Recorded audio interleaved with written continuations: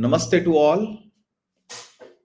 Welcome to this talk thanks to the Nehru Center, and we'll be trying to understanding what is Tridosha. Ayurveda, you all could be very well aware about Ayurveda, what is Ayurveda, and today we'll be discussing what these Vata Pitta Kapha are. And so I'm Professor Ish Sharma, Ayurveda chair from the Ministry of Ayush, Government of India at the Faculty of Medicine, University of Mauritius. Ayurveda, as you know, is very, very old, one of the oldest healthcare systems in the world. And the Ayurveda we practice or we study or we teach is known as Tridosha Ayurveda because Tridosha is the common currency. This is the physiology. Ayurveda believes everything is composed of the five elements, and those five elements produce Tridosha in the human body, what we know as Vata Pitta Kapha. And everything has to relate to Vata Pitta Kapha. What does it do to Vata Pitta Kapha? Maybe your food, your sleep, activity, diseases, symptoms, treatment. Everything will fall back to one common currency only, and that is Tridosha. And that is what we have to understand today.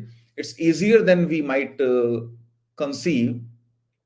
These are composed of Panchmahabhuta, and these are as unique as your fingerprints. No two persons in the world will be having the same Tridosha composition. And the very definition of health is if your Tridoshas are balanced, then you are healthy. If your Tridoshas are out of balance, maybe one of them, all two, or all three, then you are not very healthy. So once vitiated, maybe your Vata and or Pitta and or Kapha, once they are out of balance, they will be circulating in your body and will be targeting your weaker tissue. So the same Vata, for example, circulating in your body might settle in your lungs or heart or skin or eyes, or it could lead to any problem.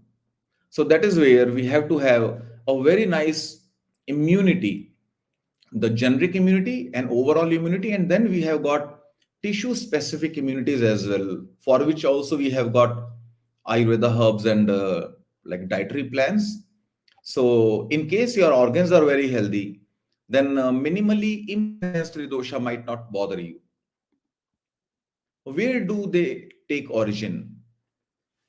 Ayurveda believes at the time of conception, the predominance of Tridosha will decide your prakriti, your body type. Now, prakriti is something very interesting. Your body type. We might be observing that despite taking the same food, being born in the same family, having the same physical activity, being of the same age, someone is underweight, someone is overweight, and we cannot make out what is the differentiating feature. The difference comes from prakriti, your body type. If you're kapha type, you will by and large stay overweight, for example. If you're vata, by and large, you will stay underweight, your skin will be very dry, and so on. So Tridosha, for the first time, are generated, produced at the time of conception, and these are spread all over body in every cell.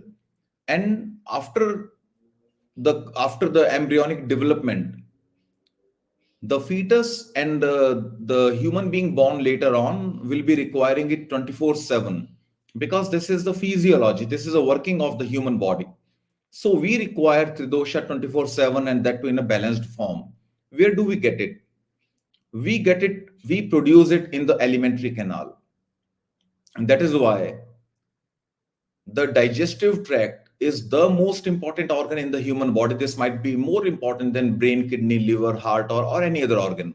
And that is where, being the production site of Tridosha, the digestive tract is called Mahamadhya, that is the most central, and Mahanimna, that is the most elementary. This is the foundation.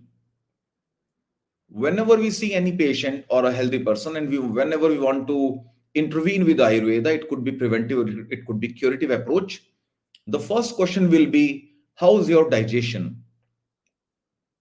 Because this goes without saying for an Ayurveda doctor that your alimentary canal, your digestive tract, is the most important organ in the human body. And why so? Because this one tube, this digestive tract, this produces Vata, Pitta, Kapha. So, during the first one third of the digestion process, we produce kapha. In the second one third of the process, which takes place in the small intestine, we produce pitta. And the last one third of the digestion process, which takes place in the large intestine, that is the time and place of production of vata. And this particular production site, these are called vata pitta kapha production factories, in a way, production sites. Upper one third for kapha, for example, this forms the basis for panchkarma detox. Many of you might not be knowing what panchkarma is, and I will also be welcoming you to please keep on posting your questions, because everything might not be clear to you in one go. You can anytime like type your questions and I'll take them all one by one at the end of the session. Panchkarma is a wonderful tool. This is the most powerful tool Ayurveda has got. Like you take your vehicle for a periodic service, because it has done 10,000 kilometers, it is showing no problem, but still you take your car for a service because you see that it has clocked 10,000 kilometers and we have to change oil and filter and all that. You spend some money, come home happy that, okay, I took periodic care of my car. In the same manner, this tool, this human body given to us, will also be requiring some periodic maintenance. And that protocol is called Panchkarma. Panchkarma can be very effectively, significantly preventive and palliative and curative as well. So we might have another talk on Panchkarma. It's a big topic. Special sites. Vata, Pitta, Kapha stay in all the cells. Human body could typically be having somewhere between 40 trillion to 70 trillion cells, depending upon your body size. So each cell, with no exception, has got vata and pitta and kapha. But there are some sites which are more related to vata, pitta, kapha, like colon, your large intestine, urinary bladder, pelvis, bones, legs, skin, and ears are more linked to vata. A stomach, small intestine, plasma, blood, and the sweat and skin and eyes are linked more to pitta. And kapha is more based at thorax, chest area, head, joints, fatty tissues, stomach, nose, and tongue. So the last two are the sense organs, and these are the special sites for vata, pitta, kapha. What do we mean by special sites? These sites are more at risk to have their respective problems. Vata problems could more come to colon, bladder, pelvis, etc. But all the three can cause problem in any tissue of the body. Now, kapha production takes place in the mouth cavity and stomach when we are producing a lot of saliva and gastric juices. And this phase of digestion, the first one third phase of digestion being dull, cold, heavy, not much chemical reaction taking place. These are the kapha properties, as we'll see later on. Then comes pitta production, takes place in the small intestine, where all the chemical reactions are taking place and all the chemical reactions are completing. There is no chemical reaction taking place after small intestine in the digestive tract. So total chemical reaction taking place in the small intestine, including absorption, assimilation, etc. This is the pitta production site. Pitta is more like fire. So hydrochloric acid, bile, pancreatic juices, succus entericus, all these digestive juices are the forms of pitta. And an increase in fiery activity, breakdown, absorption, everything will be controlled by pitta. And heat is the main property of pitta. Vata production takes place in the large intestine. Absorption of excessive water. What is the difference between the beginning of the large intestine and the end of the large intestine? Whatever is not required by the human body will be thrown into large intestine. The journey will begin. It will go up, left, down, and out. The only change from the beginning to the end of the journey will be reabsorption of excessive water, because water is precious and the stool becomes drier and drier. And dryness is the unique property of vata. Vata is dry, other two are not dry. Now it's easier to make out. For example, whenever we listen to the word dry, a patient says, okay, my skin is dry. Or an elderly lady informs that, okay, I have got dry eye syndrome, my eyes are dry. Dryness means vata, no exception. Heat, burning is pitta, no exception. Heaviness is an exclusive property of kapha.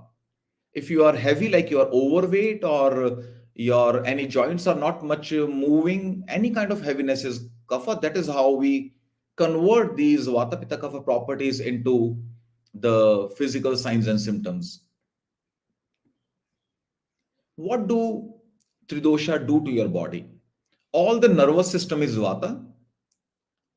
All the chemical transformation, chemical processes, enzymes, hormones, fiery activities are pitta. All lubrication, stability, nutrition, immunity, strength, all anabolism is kapha. So these are the particular domains of action of vata pitta kapha. Now these physical properties are very interesting for us and very relevant, because from these properties only we make decisions. Vata will be dry. This is the top property of Vata. It is cold, light, subtle, mobile, clear, and astringent. Every dosha has got one taste also. So, if we consume excess of the foods which are rich in Vata, these will be diagnosed by an increase in these properties. If your skin is becoming drier and drier, it means you are eating something, or your lifestyle is in a way vitiating vata. Your vata is increasing. That's why your dryness in the skin is increasing, or maybe cold, light. Now, what do we mean by light? Light means you might be losing weight.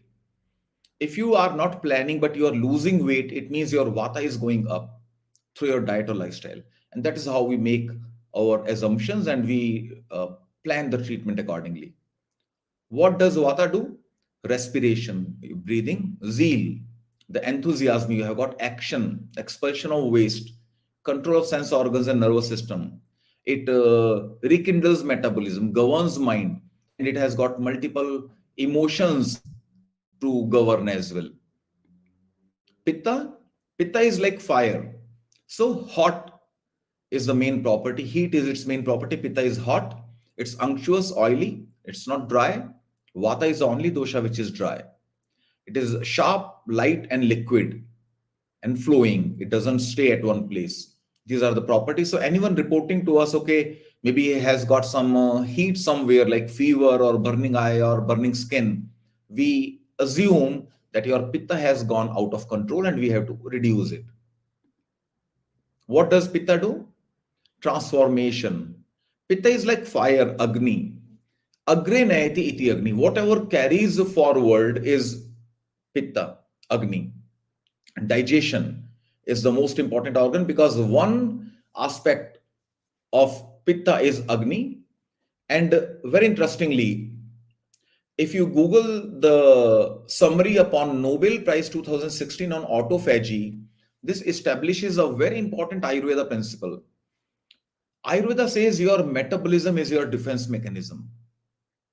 If you keep on overeating, if you keep on eating all the time, then all your energy, all your metabolism is engaged by food, and nothing is left to take care of or like cleanse other toxins from your body. So Ayurveda says, Aharam pachti shikhi, doshan pachti ahar varjita. It means your fire will be digesting your food, and very importantly, your fire will destroy your doshas, will destroy your toxins if you don't eat. So if you practice intermittent fasting, or if you undereat, or only you eat when you are hungry, then your fire will be redirected to combust, destroy your toxins, your free radicals, your high cholesterol, fatty liver, obesity, diabetes, budding cancers, everything will be controlled. And this was proven by one Japanese scientist, Professor Osumi. He did not take the Ayurveda route, but he had his independent research, and for which he was given the Nobel Prize. What he did was, he did not feed the culture of fungus he was experimenting upon. So all the absorption, assimilation, nutrition of the food is the responsibility of pitta. Total metabolism in every cell, body temperature, skin coloration, skin complexion, vision, not only your physical vision, but your thought process as well is controlled by pitta. And intelligence, understanding, happiness, anger, hate, etc., etc., are the psychological components undertaken by pitta. I can see some questions popping up, so I'll be happy to take them up at the end of the slideshow. How do we know that we have kapha or we have got an excess of kapha? Now, kapha, the most important property, if you cannot remember all the seven, is heavy. Heaviness in any form is kapha.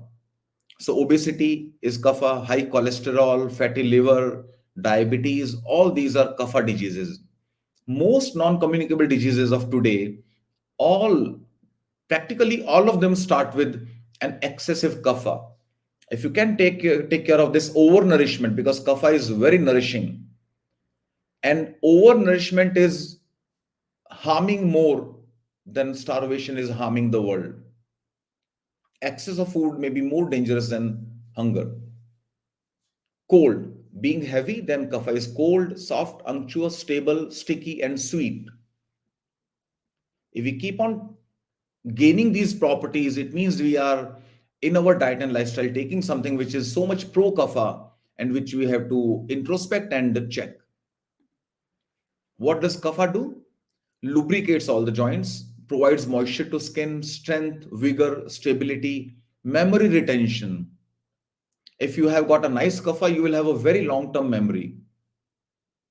Now, kapha being heavy, we can say elephant is like having more of kapha, and a memory as good as like an elephant's memory is well known to all of us. Sexual potency, immunity, attachment, dullness, greed, possessiveness, accumulation, forgiveness. These are the physical and mental attributes which we get from kapha. Vata pitta kapha stay in control, stay balanced, and we are healthy. But there are times when Vata Pitta Kapha go a little out of control, and these are the factors which we cannot control. These are not modifiable factors. When you are aged 0 to 16, you are in the Kapha age. 16 to 70, you are in the Pitta age. 70 plus, you are in Vata age. So, age, day, night, and digestion. These are the four factors which present an non-modifiable and unmodifiable increase in kapha, pitta, and vata respectively. 6 a.m. to 10 a.m. in the morning and 6 p.m. to 10 p.m. in the night is the kapha time. Then followed by 4 hours each of pitta and vata. If we believe that 12 hours for day and 12 hours for night. In digestion also, up to stomach, the first phase of digestion will produce a lot of kapha. The second phase, as we spoke earlier, will produce pitta. In the small intestine and large intestine, the last phase of digestion will produce vata. Common diseases from an excessive accumulation.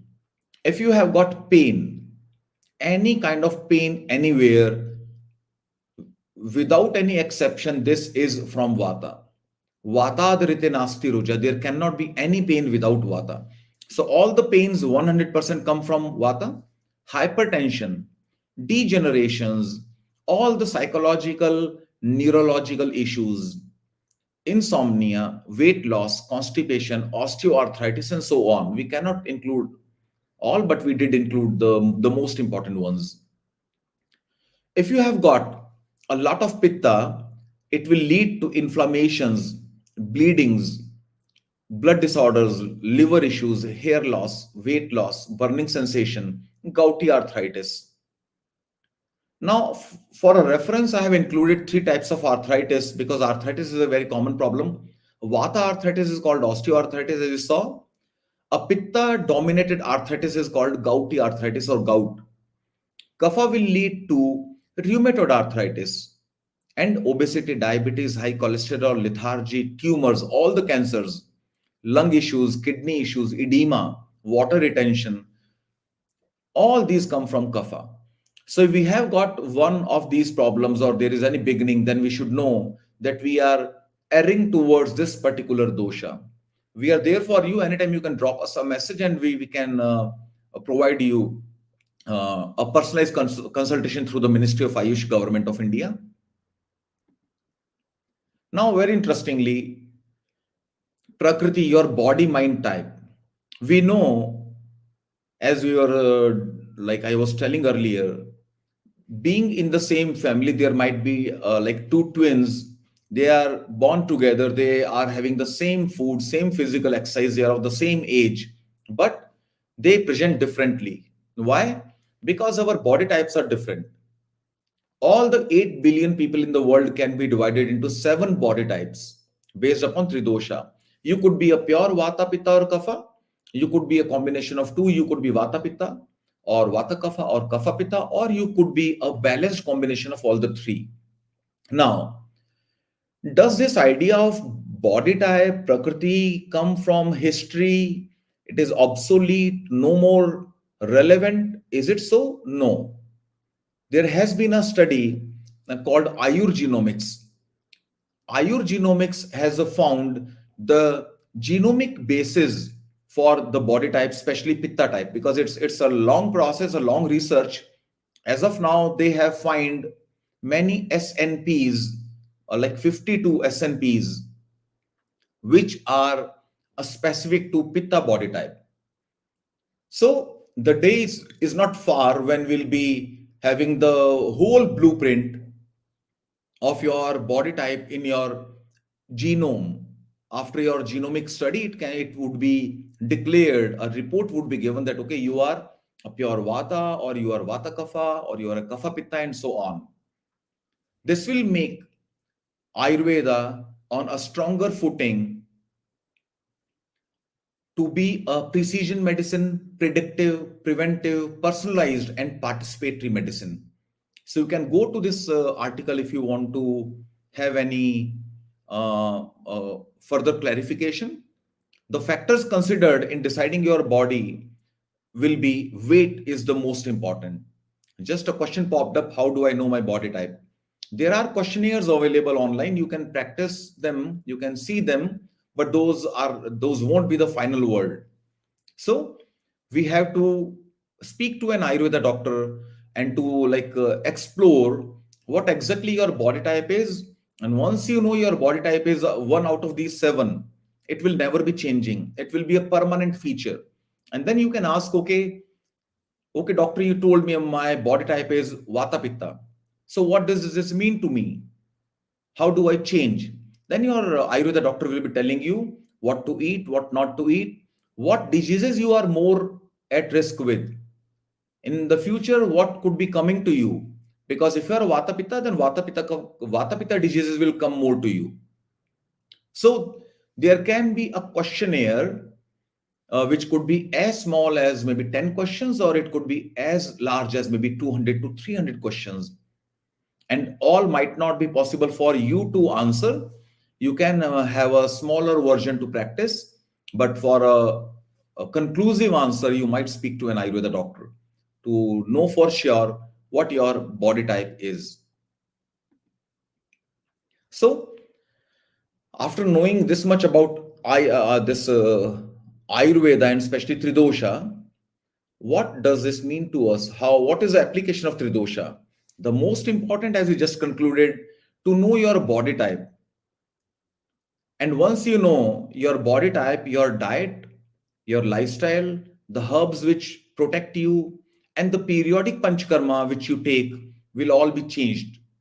You will be given a particular panchkarma, a particular set of herbs, what to avoid, what not to avoid, what to take in moderation, etc. A total individualized diet plan will be given to you once your prakriti is known to your doctor.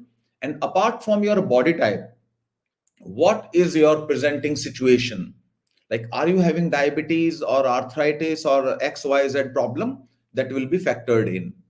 So it can lead to a predictive risk assessment for future health. Once we know you are a pure vata, then you can be more at risk, for example, to have dry eye disease, or maybe a dryness of liver, what we call liver fibrosis, or arthritis, and so on. So today you are very fit. You are a vata type, but you don't have any health condition. So, will you be waiting to be reactive when you have one condition and then take the painkillers, etc., or you want to be proactive? So, we have to be predictive. We should predict for you. Okay, you are a Vata type today, you don't have any problem, but you are at more risk to have these problems. So, let's have a plan against those problems in time. Ayurveda being non chemical, personalized. Now, this is very important. If there are like two patients with the same problem, they go to an Ayurveda doctor, their treatment could vary. It's not like a drug disease relationship. You have got headache, you take X painkiller, whosoever you are. Now, in this drug disease relationship, the human being doesn't exist. Now, this is the beauty of Ayurveda, that the human being, the patient or the person is very much existing. We speak to them, we take their pulse, we have a big questionnaire, a thorough history taking, and then we decide what should be our corrective approach. It's promotive. If you want to, maybe for example, your working environment is uh, such as which is more risky for your eyes, for example, or you are working upon computers, so you have got a risk to have carpal tunnel syndrome because you are moving your hands on your computer keyboard, then we can be promotive. We can suggest you something which will prevent you from having these diseases. Preventive and curative it is. Ayurveda is not only preventive, it is very significantly curative as well. Diseases do not happen to be the first word in Ayurveda literature. Whenever we study Ayurveda, if you study 50% of that particular text, any text, 50% might not be having any mention of diseases. It will just be mentioning how to live, how to eat, how to talk, how to behave, what is your social responsibility, and so on.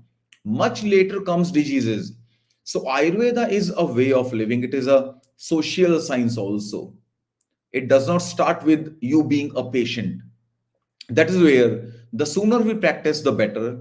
Now, very interestingly, Ayurveda believes that food is the most powerful medicine.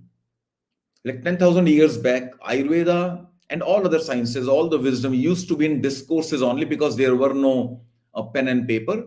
So the students would be typically going to their guru in a gurukul, stay with the guru for 15 years, and every day they would be having discussions. So once a disciple questions his guru, Master, which is the most powerful medicine in the world? And the master answers, food. The day we are born and the day we die, throughout our life, we are taking food without fail. So we are eating, eating, and eating.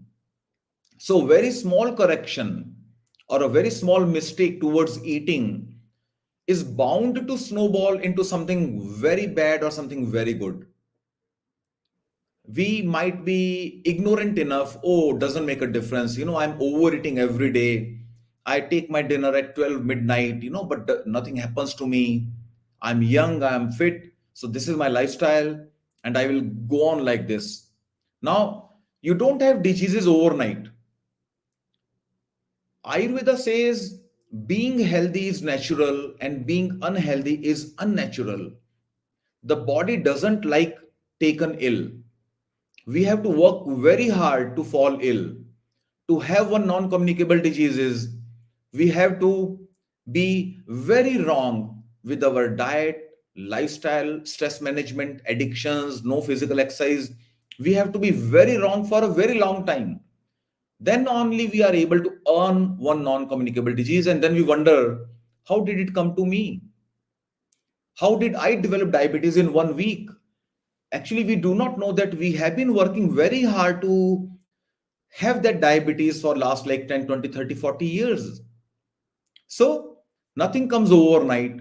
And to be proactive, in Mauritius, we have started something very novel, because we cannot wait for the population to be taken ill and then going to doctors. This is a reactive healthcare. Now, contrary to this, what we did in Mauritius, that can be a role model. We introduced Ayurveda dietetics in the primary school curricula with the Ministry of Education in Mauritius. Why primary schooling? Because the age bracket 6 to 12 is the most habit forming age bracket for the human beings. We develop habits most strongly in that particular age bracket. So I did not target the senior students or university students or senior citizens or any other group to begin with. We went to the primary schooling curricula. Very basic tips, because with the primary school students we cannot be too technical. We were very simplistic tips were given to them. And if I can share with you just one tip, the first tip given to the grade 1 student is not to overeat. Overeating will lead to excessive production of free radicals in the human body. Why do we age? Why do we die? The one mechanism out of 10 theories of aging, the one theory which is the most standard is the free radical damage. Where do we get free radicals from? From stress and overeating. If we are not overeating, if we are eating only when hungry, we will be producing way less free radicals and will be much more safer. So, when we developed this module, there are 600 physical education teachers in the Ministry of Health, Government of Mauritius. All the 600 teachers were trained. This was a training of the trainers, and those 600 teachers are delivering Ayurveda dietetics and common yoga protocol in 325 primary schools in Mauritius. So we with this we assume that if the kids start, because we introduced this module in 2022, it's going to be 2 years now. We actually have an assumption that within 3 decades, the Mauritian population will be at the same global average when it comes to non-communicable diseases. Right now, Mauritians unfortunately are reporting much higher non-communicable diseases than the global average. If we compare obesity in Mauritius versus global obesity, the percentage of diabetes globally and in Mauritius, on all such parameters, Mauritius is not doing very great. And that is where, picking up the two principles of Ayurveda, that food is the strongest medicine and we have to be proactive, predictive, we have launched this module, and we are very much hopeful that this will work out. And very soon, this burden of non communicable diseases will go down. NCDs are taxing every country, no exception, between 70 to 80% when it comes to the health budget, diseases, and death. 80% come from non communicable diseases only. And fortunately or unfortunately, non communicable diseases do not much look forward to for their management to a very nice infrastructure, a very nice doctor, big hospital nearer to my home. What is government doing? All these things are secondary. When it comes to NCD, non communicable diseases, you are the in charge.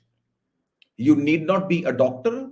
You will have to take very bare minimum couple of tips to practice, and you can ensure your future against all non-communicable diseases, including like what are common NCDs, maybe for some of you who might not be knowing. The commonest non-communicable diseases are diabetes, obesity, liver, kidney problem, high blood pressure, high cholesterol, cancer, arthritis. Whatever does not spread through an infection is a non-communicable disease or called a lifestyle disorder. So Ayurveda is an apt answer to be proactive, practice these very simplistic tips, And I believe you will be having a wonderful, healthy future with this. Okay, maybe we can take up some questions if I can see some of them. One, okay, an Ayurveda doctor normally prescribes a lot of medicine, 5, 6 tablets to be taken 2 times a day, normally for 3 months. Are these timelines realistic? How long should one take Ayurvedic medication before they see an improvement? There is no such standardization. It is not a rule that every patient will take 10 tablets a day. Actually, we very strongly believe, how do we treat? We treat through four parameters. The most important is food. No treatment starts without dietary corrections. Second comes the lifestyle management. There are some lifestyle tips which you give to the client. The third are a few herbs, which most likely can be single herbs. And the fourth is the periodic detox, periodic panchkarma. So this is how we treat. Every doctor will be having one's own take. So there might be some cases where the patient is taking many medicines, but the effect can be seen in as little as half an hour, or it might take as long as 1 year.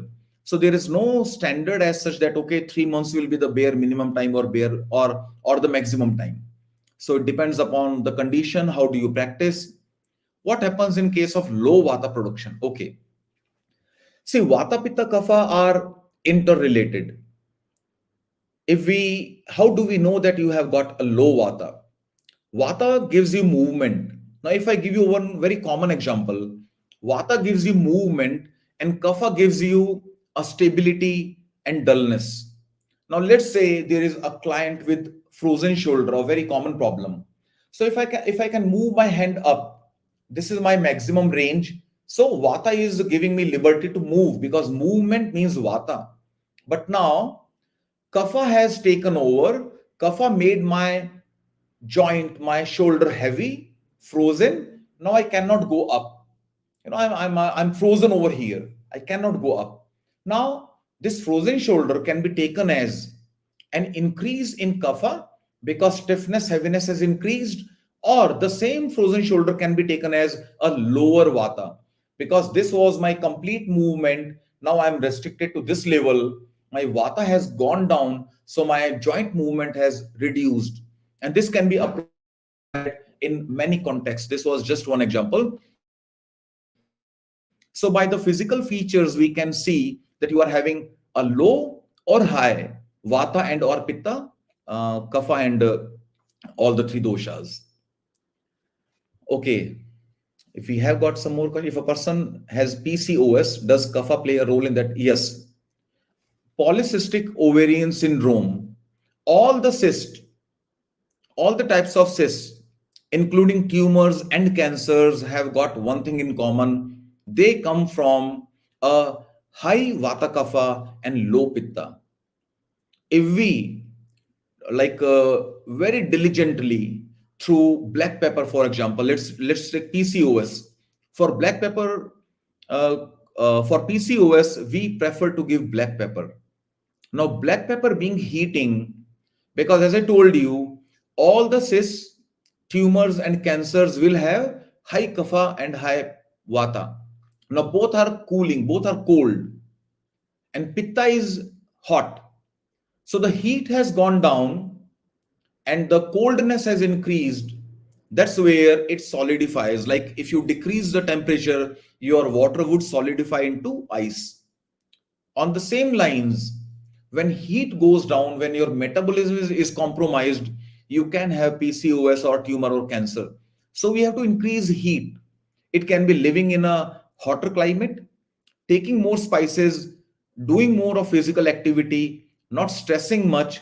These will boost your metabolism. And Ayurveda believes the cysts in your ovaries or tumors anywhere or cancers anywhere can start melting away. So this can be a common approach. It is too generic, but just an idea. How can Ayurveda help with sleep management, sleep hygiene? Sleep disturbance is a vata pitta problem. 90% sleep disturbance comes from vata and 10% sleep disturbance comes from pitta. So, for a healthier sleep, it is very important. We will sleep only when we have a high kapha. Ayurveda says when you are about to sleep, your kapha goes up, then only you can sleep. Because kapha, with its heaviness and dullness, will shut off all the thoughts in your mind.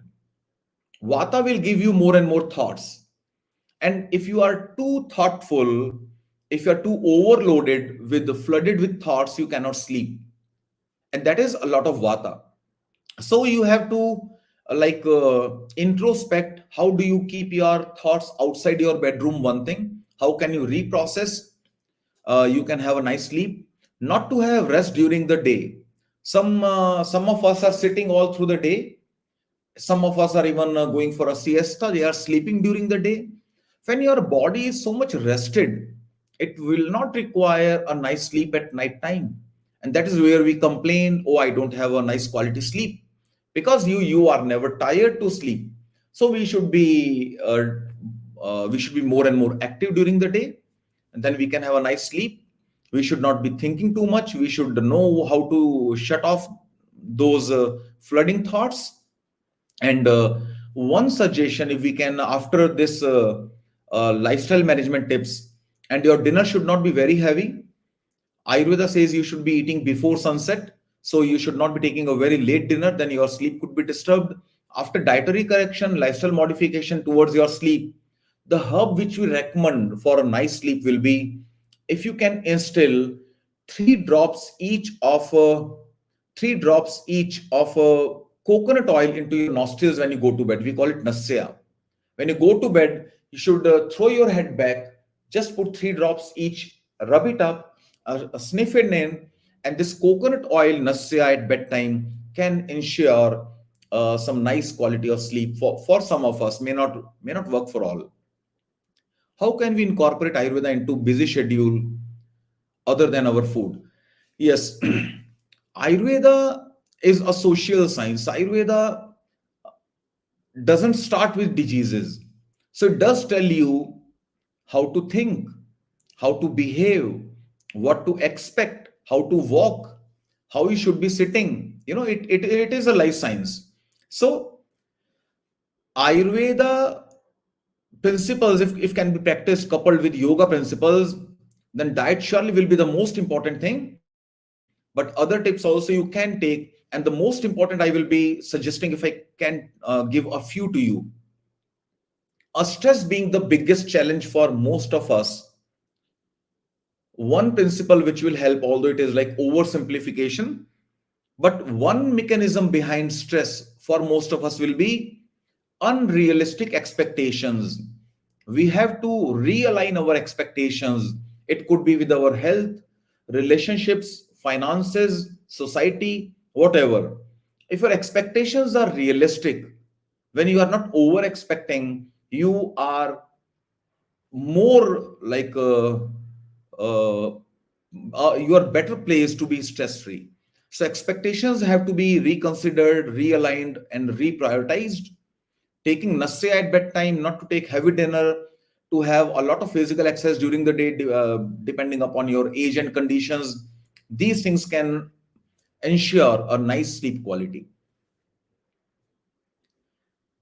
If there was one advice you could give us to incorporate in our daily life, what would it be? Okay, if I can give you one advice, it will be a kind of insurance towards your wonderful future health. One advice only will be not to overeat, not to eat when you are not hungry. Unfortunately, most of us are driven by a wall clock. Wall clock says it is like lunchtime, we go to eat. The body could be signaling, I'm not hungry at all, I don't want to eat, but we ignore the body clock. We do not introspect, we do not listen to the calling we are having from inside our body. Our liver and kidney and our intestines are sending these thoughts to the mind that don't put in any more food. We are not hungry, but we override that. We do not listen to this signaling, and this is put very beautifully like this. We do not listen to the body when it is whispering. then we have to listen to it when it is crying and shouting. So if we can stop overeating, most of the non-communicable diseases will be taken care of. Why? Because we will end up producing way lesser free radicals, and free radical damage will do everything bad to us. So undereating, intermittent fasting, not to eat when not hungry is could be the only one takeaway if I have to conclude like this. Are there any particular habits or patterns that a person should be aware of in their lives to prevent future problems? Yes. See, we all know that, okay, this is right and this is wrong, but, and interestingly, from this question, I recall of a very beautiful word, Pragya Parad. Ayurveda mentions which is the biggest cause of diseases. It is not viruses or bacteria or COVID or whatever. The biggest cause of diseases, as this question rightly indicates, is pragya parad. That is a, a crime, a sin towards our intelligence, towards our wisdom. That is doing something wrong knowingly. For example, if I know that, okay, I should be walking every day, for example, I should be walking 10,000 steps, for example, I know this, I should be walking, but then I do not go for a walk. Now, this is called Pragya Parad, where I'm doing something wrong knowingly. We need not be a doctor or a PhD. If we, whatever like stratum we come from, if we go by this principle, okay, I will not do the wrong I already know. I could be wrong towards the factors which I do not know. Those could be forgiven, but at least I will not commit the mistakes which I know. If we can avoid this beautiful Ayurveda etiology called Pragya Paradha, then we all can be much healthier. So it was a small talk. We wanted to have some time to interact, and wonderful to see some of you putting your questions over here. So we still have time if you have got something to ask. So to conclude, you can go for your Prakriti analysis, what body type you are, depending upon the health conditions you are having. You can be uh, advised by your Ayurveda doctor that, okay, you are, what is your Vata Pitta Kapha status? What problems you can have in future? What can be your personalized diet and lifestyle plan? What should be your physical activities? How rigorous should your walk be? How rigorous your exercise should be? What minutes of a week you should be exercising? What food stuff you should be avoiding, what you should be preferring, and so on. So Ayurveda will give you a very personalized, uh, like tailor-made solution to you towards your diet and lifestyle. I would be concluding with one advice: as and when you can take, because may you all be healthy forever, and because you are healthy, or you could be having some health condition, panchkarma. Panchkarma detox is very, very powerful. So, as and when you can avail some authentic Panchkarma, you should be going for this Panchkarma detox. It can be taken by everyone. And if you are healthy, I can simplify it for you. If you are healthy, like you go for a periodic maintenance of your car every 10,000 kilometers, I give you a Panchkarma plan, which is as simple as 1 hour of a particular procedure. The first Panchkarma, 1 hour in the month of March, 1 hour into 7 days in the month of June. That becomes like 8 hours, and 12 hours, a single session of 12 hours in the month of September. So March 1 hour, June 7 hours, September 12 hours. This is your preventive Panchkarma plan, which can take care of your excessive doshas. Whatever you are accumulating throughout the year, all will be balanced. But if you have got a health condition, then we do not wait for March, June, September. Then we give Panchkarma back to back. So because there is a disease standing in our way, we have got a challenge. So we do not wait, and we have to handle it immediately. But if you're healthy, such a small plan, such a small like protocol, a few hours every year, not every month, not every week, it can give you a wonderful protection. So what does panchakarma involve? Pancha means five, karma means procedures or activities. So because everything begins with kapha in Ayurveda, kapha followed by pitta, then vata. In age, day, night digestion, also we have got kapha to come in the first place. So for cleansing the upper one third of your body, or by body we also mean your digestive tract, because that is the most important organ. To cleanse, to detox your upper one third of your digestive tract, we induce therapeutic MSS in the month of March, early morning, 6 o'clock in the month of March. It's a therapeutic vomiting.